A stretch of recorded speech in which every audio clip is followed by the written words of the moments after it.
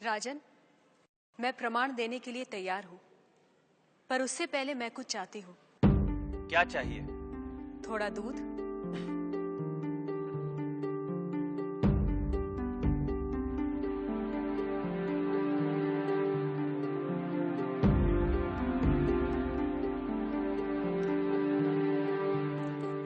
राजन, इस पात्र में आपको क्या दिखाई दे रहा है? दूध? क्या दूध के अलावा कुछ और दिखाई दे रहा है? नहीं। पर मुझे तो मक्खन भी दिखाई दे रहा है। क्या आपको मक्खन दिखाई दे रहा है?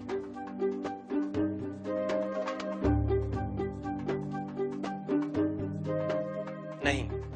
पर राजन, क्या इसमें मक्खन नहीं है?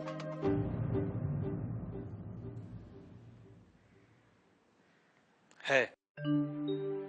जैसे दूध के कण कण में मक्खन है, मक्खन के कण कण में घी है, वैसे ही ईश्वर सृष्टि के कण कण में भिन्न भिन्न रूपों में है, जो है पर दिखाई नहीं देता।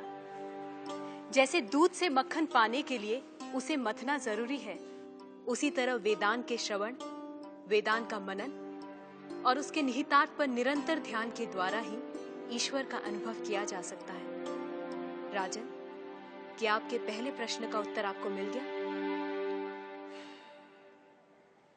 मैं मान लेता हूं, पर वो किसे देख रहा है? किस ओर देख रहा है? क्या मुझे एक जलती हुई मोमबत्ती मिल सकती है? राजन, ये रहा आपके दूसरे प्रश्न का उत्तर। प्रकाश की ये लौ कहां देख रही है?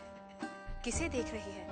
ये सभी को देख रही है। सभी और देख रही है। राजन, जिस तरह इस मोमबत्ती का प्रकाश चारों ओर फैला हुआ है, उसी तरह ईश्वर की चेतना चारों ओर फैली हुई है, और उसी चेतना के कारण हम चलते हैं, बोलते हैं और सुनते हैं। जैसे ये प्रकाश सभी ओर देख रहा है, वैसे ही ईश्वर सभी ओर देख रहा है।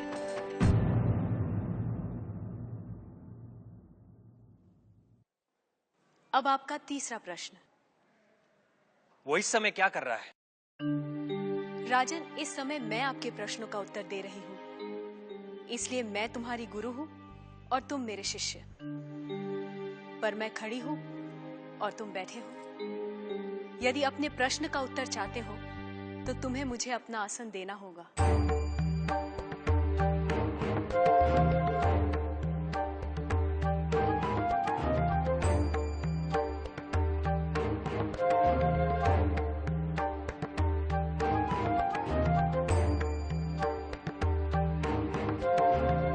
राजन, ये रहा तुम्हारे तीसरे प्रश्न का उत्तर। कुछ देर पहले आप सारे मंदिरों से मूर्तियां हटवाने का विचार कर रहे थे। इस समय आप ईश्वर के बारे में फिर से विचार करने लगे हैं। आप मेरे स्थान पर खड़े हैं और मैं आपके सिंहासन पर बैठी हूं। इधर एक राजा को सामान्य नागरिक का स्थान और एक सामान्य नागरिक को राज सिंहासन दे सकता है, ये आप देख रहे हैं। आप मेरे स्थान पर और मैं आपके स्थान पर बैठी हूं। ईश्वर इस समय ये करवा रहा है, उस अनंत और असीमित शक्तियों के स्वामी, जिसने ये सुंदर, अद्भुत, विस्मयकारी और महान संसार रचा है, जिसमें सूर्य, चंद्र, तारे, ग्रह, नक्षत्र अपने अपने स्थान पर स्थिर और गतिमान हैं, जिसके कण कण में एक व्यवस्था है। ऐसे शब्दों और ज्ञान से परे ईश्वर के लिए क्या संभव है? कहिए राजन, क्या मंदिरों से मूर्तियां हटवाई जाएं? मूर्तियां तो उस ईश्वर की प्रतीक है, उनका मूर्त रूप है। वह सर्वज्ञ, सर्वशक्तिमान, सर्वव्यापी ईश्वर सर्वत्र है। किसी ने उसको पत्थर में पाया, किसी ने पेड़ों में, किसी ने शब्दों के माध्यम से, तो किसी ने प्रार्थना करके। वही परमात्मा अनेक नाम, रूप और गुणों में व्यक्त होता है, और कोई उन्हें अरूप और निर्गुण